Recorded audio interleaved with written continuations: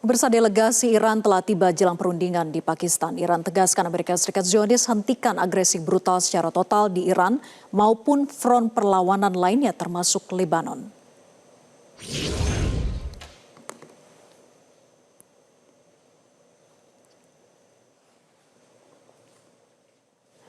Delegasi Iran yang dipimpin oleh Ketua Parlemen Muhammad Bagher Ghalibaf dan Menteri Luar Negeri Abbas Araghchi tiba di Pakistan pada hari Sabtu menjelang perundingan, tidak langsung dengan Amerika Serikat.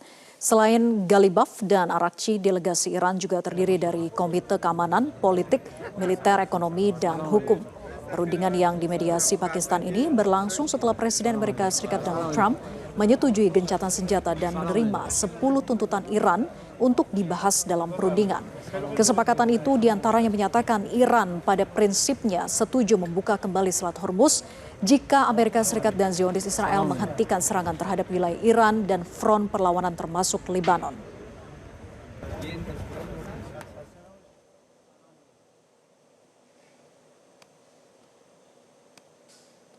Delegasi negosiator Amerika Serikat yang terdiri dari Wakil Presiden Amerika Serikat J.D. Vance, utusan khusus Amerika Serikat untuk Timur Tengah, Steve Witkoff, dan menantu Donald Trump, Jared Kushner, juga telah tiba di Islamabad untuk perundingan damai dengan Iran.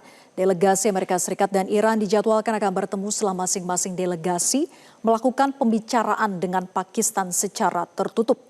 Perundingan ini terjadi setelah 40 hari agresi brutal Amerika Serikat Zionis yang membunuh ratusan orang di Iran hingga Lebanon.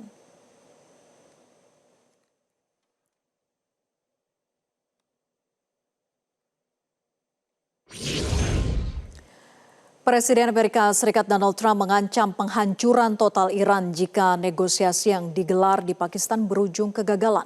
Trump memperingatkan bahwa militer Amerika Serikat mempersiapkan diri dengan amunisi terbaik untuk kembali menyerang Iran jika kesepakatan gagal tercapai. Hal ini disampaikan Trump sebelum menaiki Air Force One untuk menuju acara penggalangan dana pada Jumat malam di Charlottesville, Virginia. Ancaman Trump ini tak lama setelah Wakil Presiden Amerika Serikat J.D. Vance bertolak ke Islamabad, Pakistan untuk memimpin delegasi Amerika Serikat dalam perundingan dengan Iran. Trump menyinggung soal penghancuran total Iran. Lebih lanjut, Trump mempertanyakan kejujuran tim negosiasi Iran yang dipimpin oleh Ketua Parlemen Muhammad Bagher Ghalibaf dan mencakup Menteri Luar Negeri Abbas Araghchi serta pejabat Teheran lainnya.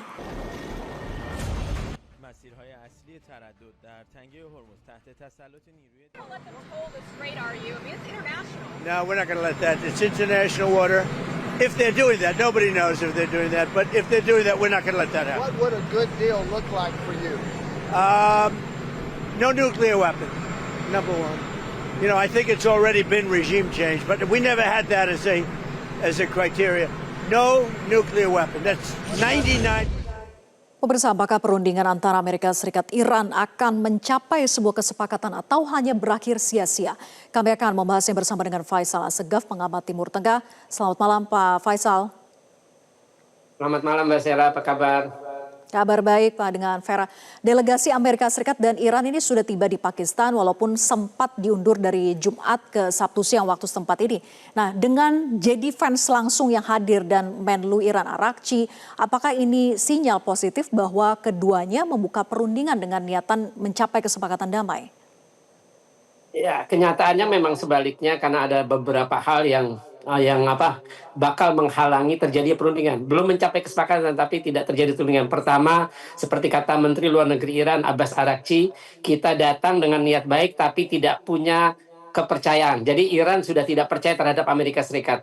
Jadi yang dilakukan Iran datang adalah untuk menghormati niat baik dari Pakistan yang ingin menjadi mediator. Tapi Iran tidak percaya dengan pihak Amerika Serikat. Itu halangan pertama.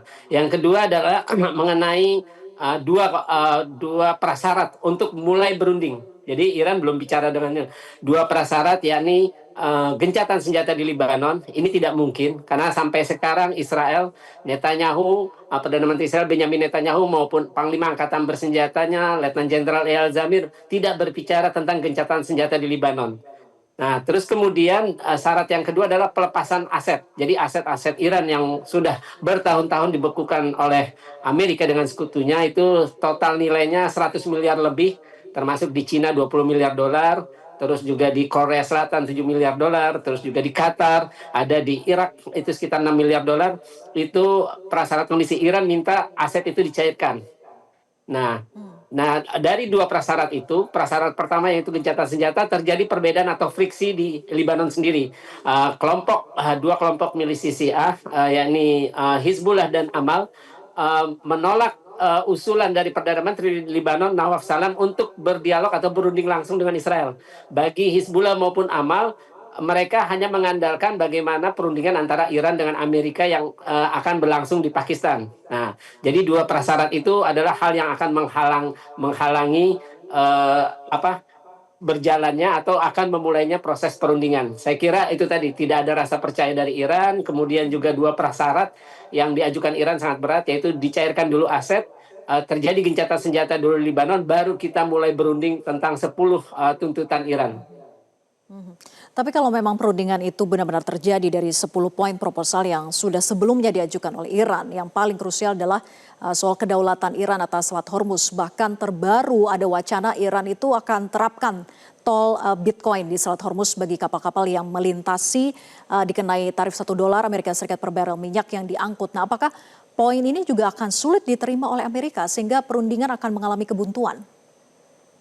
Ya, memang dari 10 poin itu sangat sulit untuk diterima oleh Amerika Serikat, termasuk tadi penerapan bea lintas Selat Hormuz. Sebenarnya ini bukan wacana, tapi sudah ada RUU Rancangan Undang-Undang mengenai Selat Hormuz yang sudah disahkan oleh Komite Urusan Luar Negeri dan Keamanan Parlemen Iran, atau seperti kita tuh di Komisi 1 DPR. Jadi RUU-nya sudah disahkan bahwa nanti akan diterapkan bea lintas bagi kapal-kapal yang ingin melintasi Selat Hormuz. Nah, ini akan dikelola Selat Hormuz bersama dengan Oman, karena kan wilayah Selat Hormuz ini berada di wilayah geografis Oman maupun Iran. Nah, jadi cuma belum ditentukan apakah nanti dalam bentuk apakah mata uang rial Iran atau tadi sebut mata uang digital seperti Bitcoin ataukah dalam dolar Amerika Serikat. Tapi yang jelas memang perang ini telah mengubah posisi Iran. Sekarang Iran tadinya tidak pernah berpikir untuk menerapkan bea lintas. Nah, ini sekarang mulai berpikir bukan mulai berpikir, sudah merumuskan undang-undang itu, hanya tinggal disahkan di parlemen, sidang paripurna di parlemen. Nah, itu yang belum terjadi. Di Komisi 1 sudah. Saya kira itu Selat Hormuz ini nantinya kalau memang ada bea lintas, artinya kan akan semakin tinggi harga untuk pengiriman minyak dari Timur Tengah, terutama dari kawasan Teluk Persia ke para konsumennya baik di Eropa maupun Asia. Poin lain yang diminta Iran adalah uang ganti rugi atas dampak perang yang terjadi. Mungkinkah ini Amerika akan mudah menyepakati ganti rugi ini? Ya, memang yang jelas semua dari 10 tuntutan Iran ini, semua 10 tuntutan ini memang merugikan Amerika Serikat. Ini menunjukkan bahwa sebenarnya Iran yang sedang mendikte Amerika. Iran dari awal sudah menolak 15 syarat dari Amerika, dan mereka balik untuk menuntut 10 untuk memberikan atau menawarkan 10 tuntutan. Kalau misalkan ini tidak disetujui Amerika, ya perundingan tidak akan berlangsung, apalagi untuk mencapai kata gencatan senjata. Ya, itu yang sudah pernah beredar angkanya itu. Yang pertama kali adalah Iran minta kompensasi dari kerusakan perang 500 miliar dolar. Dan terakhir yang saya tahu itu 100 miliar dolar. Nah, ini yang belum jelas, karena kan poin-poin yang beredar ini adalah belum dari pernyataan resmi baik dari pihak Iran, tapi poin-poin yang memang sudah beredar atau di media-media tapi tanpa penjelasan dari pemerintah Iran. Sebelumnya Israel melakukan penyerangan terhadap Lebanon yang dinilai untuk mengacaukan rencana perundingan damai hari ini. Terlebih Iran sendiri memasukkan Lebanon dalam kesepakatan gencatan senjata. Jika perundingan hari ini memang menemui titik kesepakatan perdamaian, apakah mungkin Israel itu akan menerima berakhirnya perang? Ya, ini yang sulit ya, karena memang sejak perang berlangsung pada 28 Februari, Israel baik oleh Netanyahu maupun oleh Menteri Pertahanannya Israel Katz atau Letnan Jenderal Eyal Zamir, Panglima Angkatan Bersenjata, tidak pernah berbicara tentang gencatan senjata, tidak pernah berbicara tentang menghentikan perang. Nah, ini yang sulit. Jadi ketika Trump membawa usulan untuk istilahnya merengek-rengek kepada Iran untuk terjadi perundingan agar terjadi gencatan senjata, ya Iran lah akhirnya yang menentukan seperti apa harusnya perang ini berakhir. Nah, itulah dengan 10 tuntutan. Nah, buat Netanyahu perang ini ya memang dia inginkan, karena itu tadi dia harus mempertahankan karir politiknya. Kalau misalkan perang ini berhenti, itu persidangan atas 4 kasus korupsinya, termasuk yang terbaru adalah kasus Suapgate, Qatargate, suap terhadap kepala penasehatnya, kepala stafnya oleh Qatar, ya itu akan terus berlangsung, persidangan akan berlangsung karena selama 2 tahun perang Gaza, persidangan 4 kasus korupsinya tidak bisa berjalan mulus. Kesaksian Netanyahu ataupun persidangan atas Netanyahu itu selalu tertunda karena alasan perang. Nah, inilah perang yang diinginkan oleh Netanyahu itu adalah perang semakin panjang dan dia tidak peduli dengan efek atau apapun yang dilakukan oleh Amerika Serikat. Oke. Artinya kalaupun ada kesepakatan, apakah Israel itu berpotensi akan berperang sendirian, menyerang Iran dan Lebanon walaupun tanpa Amerika? Kalau kita berkaca dari pengalaman perang Juni 12 hari lalu, Israel mungkin akan melanjutkan perang, tapi kita tahu kalau Israel berperang sendirian melawan Amerika Serikat, Israel tidak akan mampu bertahan lama. Karena dengan dikeroyok 2 negara superpower saja, Amerika negara adikuasa di dunia, terus Israel adidaya di Timur Tengah, Iran masih bisa meladeni, Iran masih bisa bertahan sampai sekarang. Nah, ini membuktikan bahwa Iran sudah menjadi negara superpower. Hanya dalam sebulan perang, Iran bisa meladeni 2 negara superpower. Itu adalah sebuah pencapaian yang sangat luar biasa bagi negara seperti Iran yang sudah dilemahkan melalui sanksi ekonomi maupun sanksi militer sejak 1979. Pak Faisal, ini kan Pakistan mengambil langkah berani sebagai mediator dalam perundingan perdamaian. Dalam proses perundingan itu apakah Pakistan itu mampu sebetulnya untuk menjembatani kedua pihak secara netral dan memfokuskan kedua pihak itu sama-sama bisa mencari titik temu? Sebenarnya siapapun yang menjadi mediator, Iran akan tetap kukuh kepada tuntutannya, karena tuntutan itu adalah bagian dari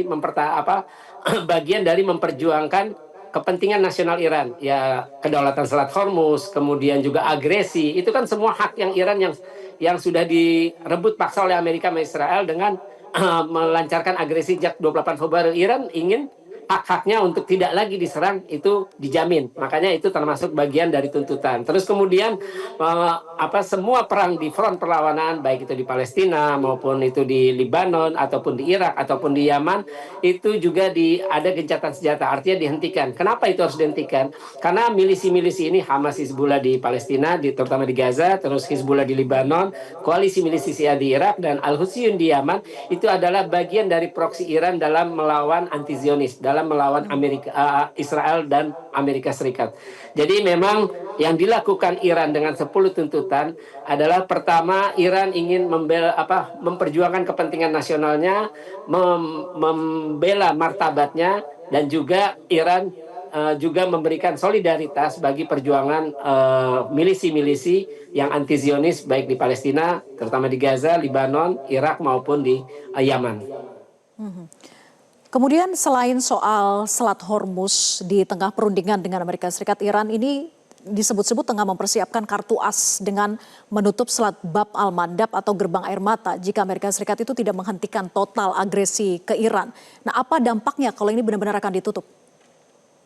Ya, itu dampaknya akan makin parah, karena kan Laut Merah ini, Bab al-Mandab juga salah satu jalur perdagangan yang penting di dunia untuk energi maupun barang-barang komoditas lainnya. Dan saya kira milisi Al-Husyun dari Yaman sudah membuktikan itu selama 2 tahun perang Gaza. Mereka menyerang kapal-kapal dagang Amerika Serikat dan Israel maupun kapal-kapal dagang yang berafiliasi dengan kedua negara itu. Nah, itu baru satu milisi, bisa merepotkan. Kalau tidak salah terakhir itu Al-Husyun mengumumkan setelah perang Gaza, mereka menyerang terhadap 100 kapal dagang yang melintasi Laut Merah, otomatis melintasi Selat Bab al-Mandab.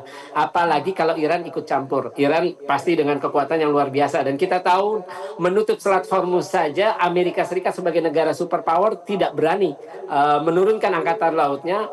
Amerika pengecut untuk membuka paksa Selat Hormuz. Apakah ini memang sebagai ancaman nyata bahwa agar Amerika dapat menurunkan egonya dalam proses perundingan ini untuk bisa mencapai kesepakatan dengan Iran? Ya, sebenarnya Iran punya niat baik untuk berdamai seperti dinyatakan Abbas Araghchi. Persoalannya adalah Iran sudah tidak percaya lagi pada Amerika karena perang ini dipicu oleh agresi Amerika maupun dan Israel pada 28 Februari ketika terjadi perundingan program nuklir.